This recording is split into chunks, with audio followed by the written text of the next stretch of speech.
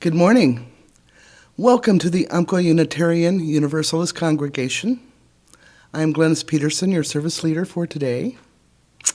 Well, we're almost there. As more and more of us receive full vaccination, we can look ahead to that time that we can be together again.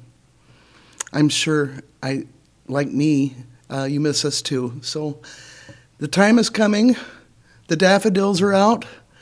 The equinox is upon us. And things are really looking up. So hang in there, call each other, and we'll try to stay in touch until we can be together. Our speaker this week is Reverend Leslie Chartier. Leslie will be available after this service for an after-sermon discussion on Zoom. Every Sunday, the sign-in time is 11:15, and the conversation will start at 11:30. Please let us know if you need help accessing Zoom so you can participate in our after-service discussions. Michael Wheeler sends out emails every week with links to these services and the after-service Zoom meetings. In addition to services and discussions, our channel includes meditations and interviews. The nice thing about having these available on YouTube is that we can visit them anytime. I want to thank Michael Wheeler and Lucy Swingham for all of their work in producing these videos from week to week.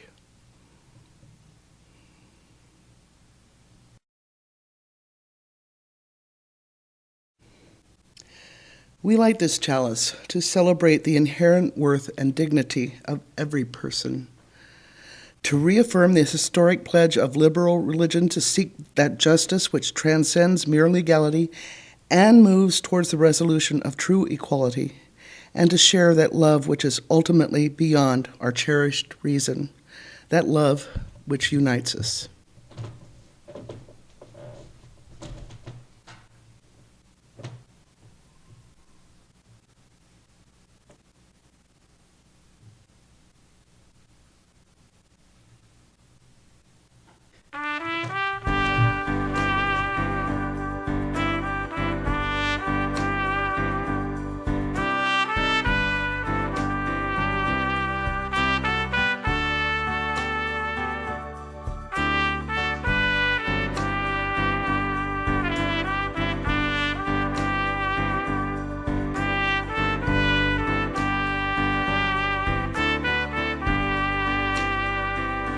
Love will guide us, peace has tried us, hope inside us, we'll lead the way on the road from greed to giving. Love will guide us through the hard night. If you cannot sing like angels, if you cannot speak before thousands, you can give from deep within you. You can change the world with your love. Love will guide us, peace has tried us, hope inside us, we'll lead the way on the road from greed to giving. Love will guide us through the hard night.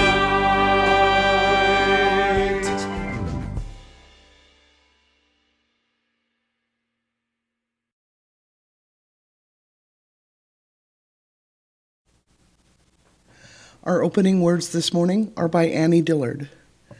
We are here to abet creation and to witness to it, to notice each other's beautiful face and complex nature, so that creation need not play to an empty house.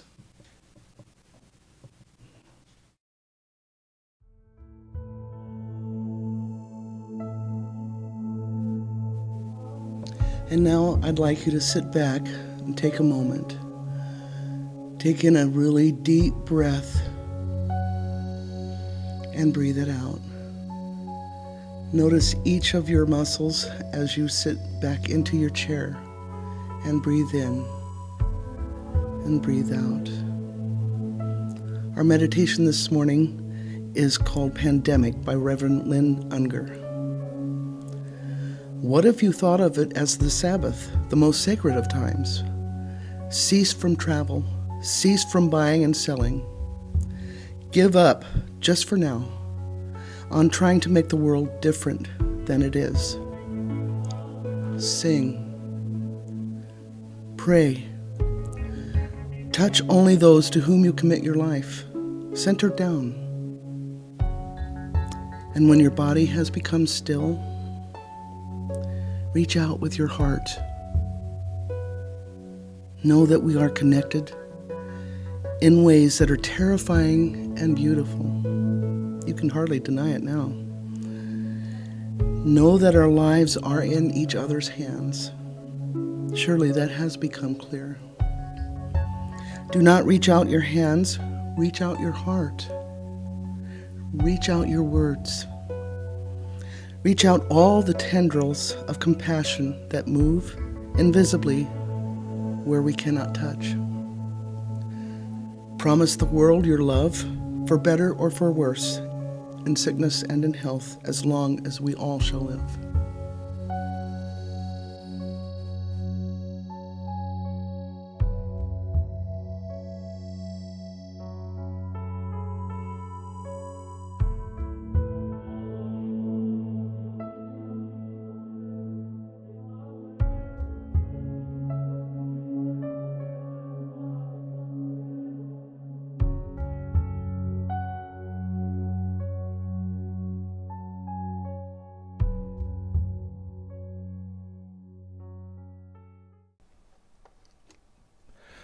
Sermon, Resilience and Religious Freedom, delivered January 15th, 2017, at Shoreline Unitarian Universalist Church in Shoreline, Washington.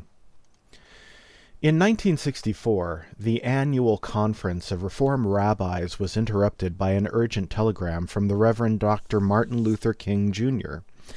He needed them in St. Augustine, Florida. The battle to end segregation was being lost, and he called for their solidarity. What was a black Baptist minister from Georgia calling up to a New Jersey gathering of Reformed Jews? And why did 16 of those Jews head immediately to Florida, to be spit on, arrested, acid poured into a pool where they were swimming with black activists in protest of pool segregation? Shocked by cattle prods, cut with broken bottles, the target of bricks careening through the air, why did Martin call, and why did the rabbis respond? The civil rights activists felt isolated, felt all alone, like no one even noticed their dangerous work. So many black homes were bombed in Birmingham, people called it Bommingham.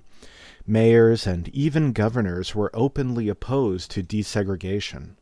It's hard to imagine staying in a fight that asked activists to give up their very safety, even their lives, yet seemed impossible to win. So they called for backup. They called rabbis and Unitarian Universalists and Catholics and even the freedom activists in South Africa and India. They reached out to every connection and said, "I need you," because when they were out of resilience, they called on their allies. And the people came. Rabbi Gerald Goldstein went to Sergeant Augustine, even though there was a sniper waiting in the trees, even though he had a newborn baby. Why? We come as Jews who remember the millions of faceless people who stood quietly watching the smoke rise from Hitler's crematoria. We came because we know that, second only to silence, the greatest danger to man is loss of faith in man's capacity to act.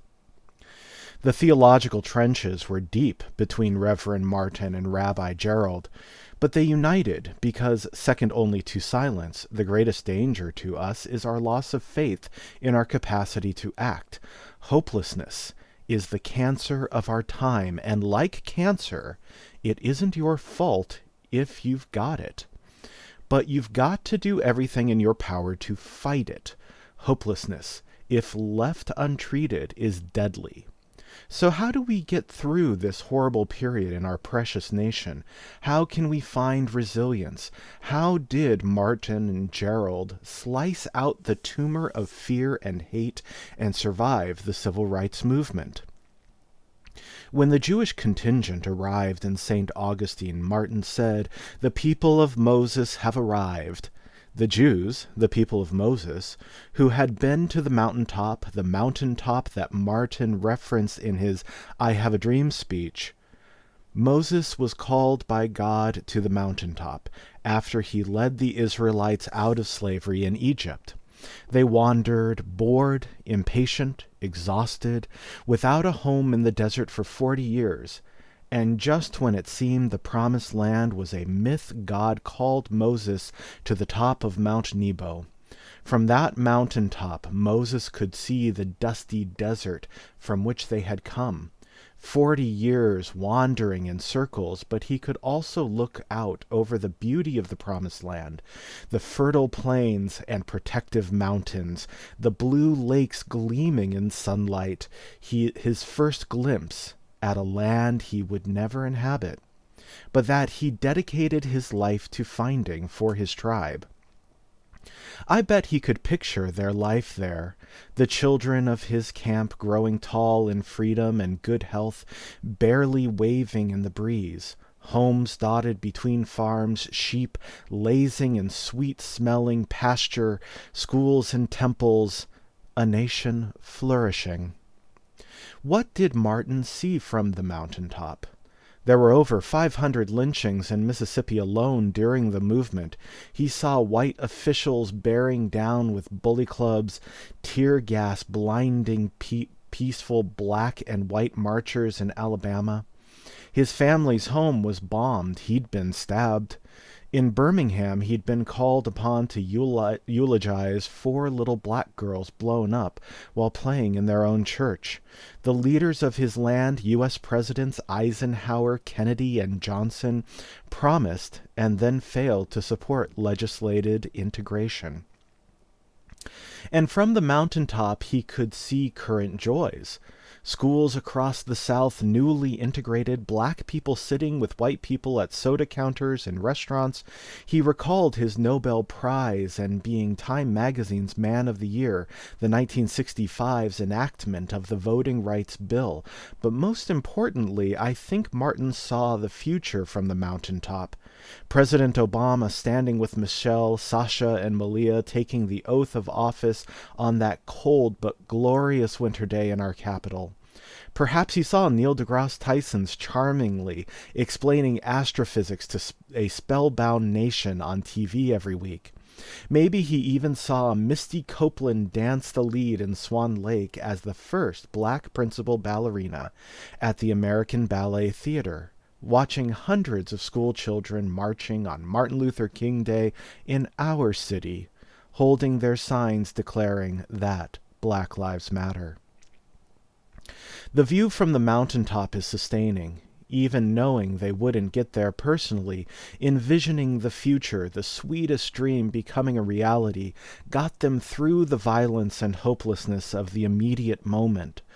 What is another arrest when you know freedom is on the horizon? What difference is a legislative letdown when you can see the promised land up ahead? When I was in Transylvania last year, I climbed a mountain, or rather, I took a tram up the side of a mountain in Diva, a beautiful, historic city with a gorgeous Unitarian church. The tram took us up a steep incline, 160 meters, to base of an old fortress. The castle-turned-prison was destroyed in the 1600s, but about a third of the stone walls are still intact. The 5 flights of rickety stairs along the cliff edge took us to the prison cell of Francis David. Francis David was the court preacher to King John Sigismund. King John was converted to the Unitarian faith at the time of a very small group of people who believed that the Bible did not state that Jesus was the Son of God, but a great example of an enlightened humanitarian. Unitarians said we should choose to live like Jesus, not worship him. They also coined our famous phrase, deeds, not creeds, meaning that living your life in an ethical way is much more important than whatever religious creed you subscribe to. King John became a Unitarian, and in that time period it was typical for the king to decree that everyone convert to his choice of church. King John was ready to force conversion to Unitarianism when Francis David had a more inclusive idea. What if people were free to worship however they choose? King John was inspired to enact the first ever Declaration of Religious Toleration, the Edict of Torta, which was the inspiration for the religious portion of our Declaration of Independence. Once the edict was enacted, thousands were inspired to convert to Unitarianism, and today it remains one of the most popular faiths in Romania and Hungary. In the shorter term, however, King John died just a few years after the edict and was replaced by a Catholic relative who had Francis David jailed for heresy at Deva, where he eventually died of exposure. Transylvania legend tells us that David never gave up his hope of widespread religious toleration, and as he prayed in his mountaintop cell, he said that the human spirit should be as free to explore as the birds that careened around outside his rock dungeon, riding the wind, exploring without limitation. Francis David had been to the mountaintop of his faith. He knew that he would die before religious freedom was restored to Transylvania, but his heart was light. He saw the promised land, even if he wouldn't ever inhabit it. Perhaps Francis saw our congregation in its faith-filled glory, inspired by Buddhist meditation and Christian justice-making and Jewish resilience, free to find holiness in science and reason and religion. Maybe from that cold cave cell, barred from freedom but able to watch the birds swoop over the valley, he delighted in our UU children learning factual information about their bodies and human sexuality. He thrilled at our activism. Maybe he saw his own optimism reflected in the eyes of our brilliant youth. I know you feel the gut punch that was our election. I know it feels like we can't wake up from a nightmare that gets more and more surreal as our Congress, 92% of whom claim to be good Christians, tear medical care away from children, the elderly, the poor, and the disabled, all the people Jesus said over and over that we should care for the most. I wish I could tell you that next week or next month or even next year things would get better, but I can't tell you that. Things may get a lot worse before they get any better. But I do believe that reason and compassion will bend the arc of the universe towards justice. I believe that this step back will not prevent giant leaps forward. As all the rage and sorrow we are carrying in our bodies is organized into a wave of justice, making that will make the 1960s look like a pre-season scrimmage. Moses, Martin Luther King, and Francis David have been to the mountaintop. They saw much farther than I can see, past their own lifetimes. No wonder they were such joyful men. They weren't measuring success by what happens today or tomorrow, but in the next 100 years, in the next 200. Today we have to accept we will lose many of the battles we will wage over the next 4, fingers crossed, years. We have to grow our faith until we can see the view from the mountaintop. The promised land of equality, of fair immigration, of queer rights. In the promised land, I see well-funded schools where trans kids are embraced. I see compassionate care for people experiencing mental illness and a deep commitment to turning back climate change. From my own mountaintop, I see elected officials who are responsive to voters, not lobbyists, and more low-income housing than high-end condos in our country. Free contraception and abortion for women who don't want to be parents, and affordable preschool and family leave for people who do want to be parents. I see a comprehensive system of public transportation and neighbors chatting on the light rail instead of sequestered in cars and traffic. That's my dream. We will get there, my friends. I promise you we will get there. Maybe not this year or even this decade, but for the sake of today's children, we will continue to dream. Our resilience, our theme for January, depends on us clambering up to the mountain so we can take the long view. Can you see it? It's so real I can nearly touch it. Can you see it? What do you see from your mountaintop?